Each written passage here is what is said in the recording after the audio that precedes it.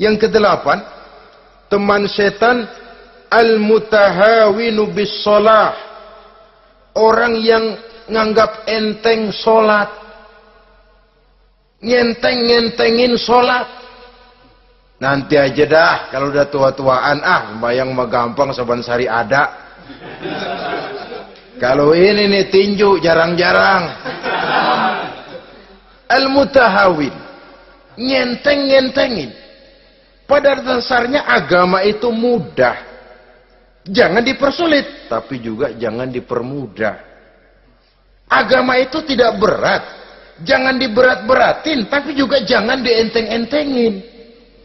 So yang enteng kalau kita entengin, akhirnya menganggap remeh.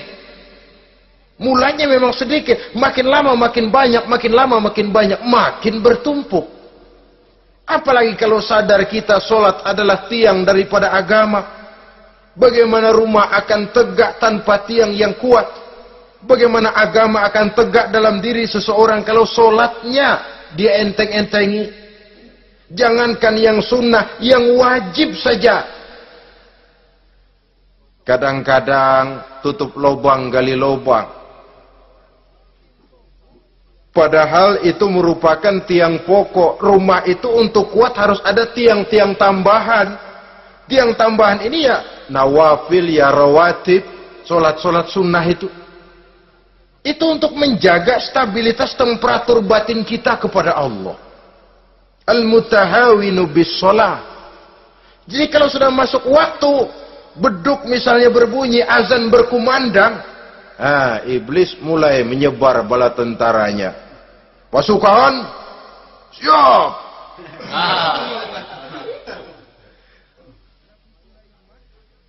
Kama yang dagang dia bisikin, sedang enaknya lu dagang, gua beli lagi banyak-banyak, sembahyang mah ada besok.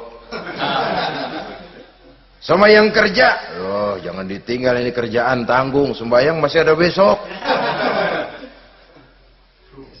Saudara-saudara kaum muslimin rahimakumullah, andai kata kita berhasil, kita tinggalkan kesibukan, lalu kita pergi sholat, apa iblis diam? Setan tenang? Tidak. Masih dia bisiki kita.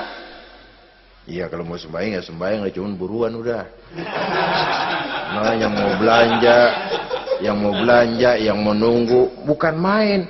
Sampai ruku kita tidak sempurna, bacaan kita semrawut, sujud kita tidak lengkap.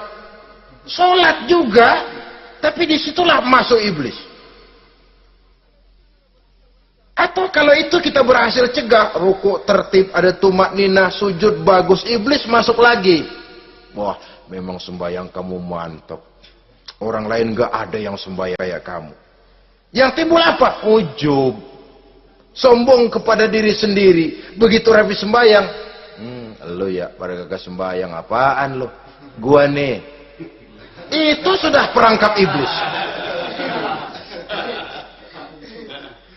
Jadi lewat segala macam cara dan jalan, kepada yang ibadahnya bagus ditanamkan rasa ujub. Kepada yang mau berusaha bagus ditanamkan sifat was-was, buru-buru.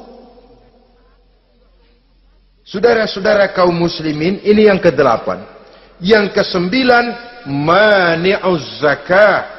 Orang yang enggan membayar zakat itu teman setan. Gak ada urusan sama zakat. Sayang-sayang harta dizakatin. Saudara-saudara, padahal zakat itu kata Nabi, zakku amwalakum biz zakat. Bersihkan hartamu dengan zakat. Jadi barangkali bercampur harta itu dengan sedikit yang tidak baik, bercampur dengan yang kotor. Zakat itu membersihkan yang lain. Kita misalnya dalam satu kelas punya murid 40 orang, 42 orang, ada 2 orang yang bandel, nggak ketulungan. Sudah segala macam cara kita perbaiki, nggak juga berhasil. Ini kan kalau nggak diatasi kan mempengaruhi yang teman-teman yang 40 orang. Untuk menyelamatkan yang 40 ini, nggak apa-apa yang 2 keluarin. Bikin pemecatan. Anak saudara, kami sudah tidak sanggup lagi mengajar. Dengan ini kami berhentikan dari sekolah yang kami pimpin untuk menyelamatkan teman-teman yang lebih banyak. mengeluarkan yang 2 untuk menyelamatkan yang 40. So kalau tidak ini nanti ngerembet, yang 40 ngikut jadi ngeres. Itu juga harta. Zakat untuk membersihkan yang masih tersisa. Yang terakhir, yang ke-10, teman setan, teman iblis, man yutilul amal. Orang yang terlalu panjang angan-angan, penghitung bintang di langit, yang hidup cuma ngitung jikalau, wiridannya cuma jikalau.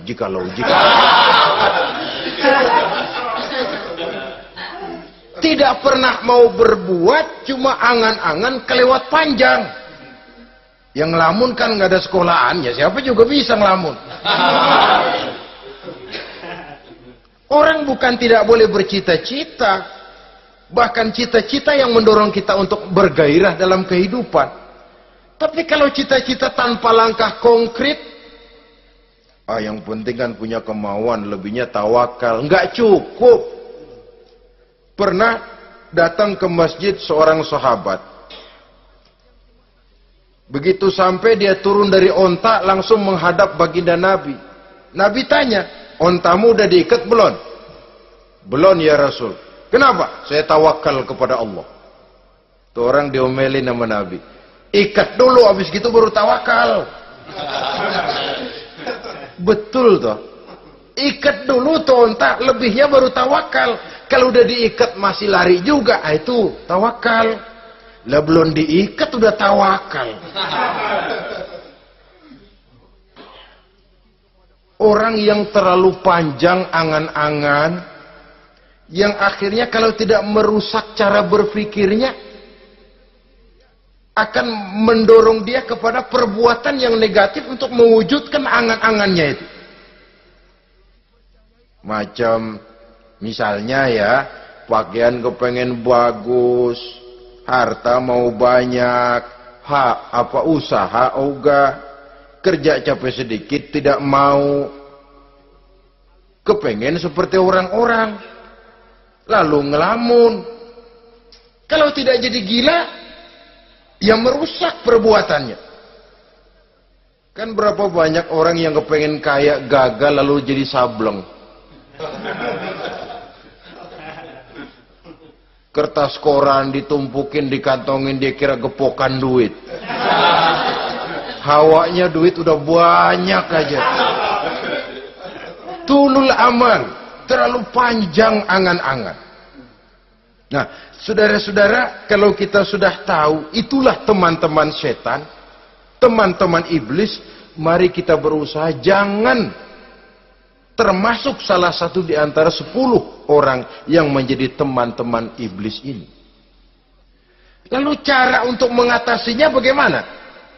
Imam Al-Ghazali rahimahullah memberikan tuntunan.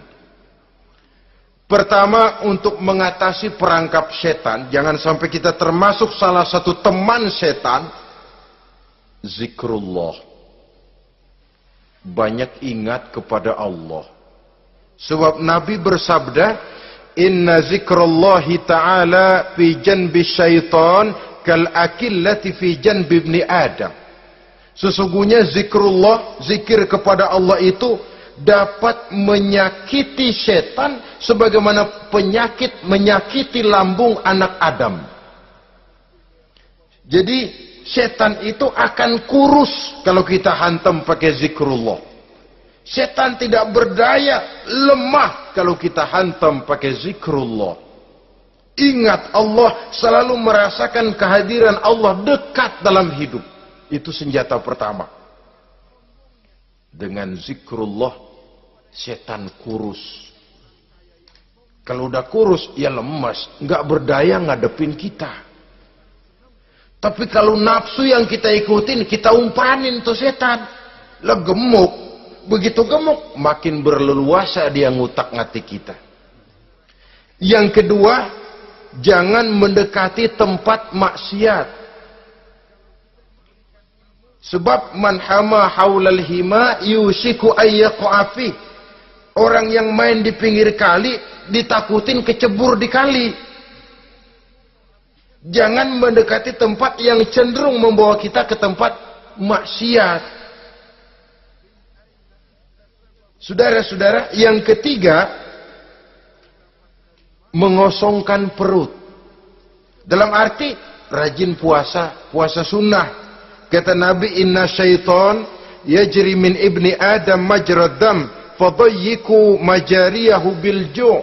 Setan mengalir dalam diri manusia seperti mengalirnya darah. Maka persempit jalan setan dengan apa? Bil ju', dengan memperbanyak lapar. Bukan memperturutkan syahwat. Pantas kalau Nabi bilang, saya adalah sekelompok orang yang tidak makan kecuali kalau kami lapar. Dan kalau kami makan, tidaklah sampai kekenyangan. Bukan enggak kenyang, tapi enggak kekenyangan. Yang terakhir kata Imam Ghazali, hendaknya kita selalu ingat bahwa tujuan iblis dan setan adalah menjerumuskan manusia, menyengsarakan manusia, supaya kita menjadi teman mereka di neraka nanti. Kalau ingat itu, insya Allah kita bisa mengerem diri. Nah, inilah saja yang dapat kita sampaikan pada pertemuan kali ini. Mudah-mudahan ada manfaatnya. Terima kasih dan mohon maaf. Usikum wa nafsi bitaqwallah. Wassalamualaikum warahmatullahi wabarakatuh. Waalaikumsalam.